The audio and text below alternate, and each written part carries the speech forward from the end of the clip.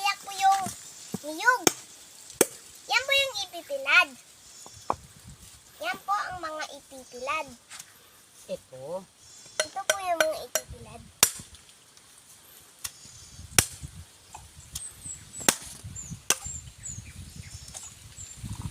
Okay. Mga tito-tita, ito na po yung mga napiyak. Ito po yung ipipilad. Dapat po kung sa mainit. Para ano? Para matuyo. Kasi yun na yun po yung kopra. Okay. O, bilad na natin.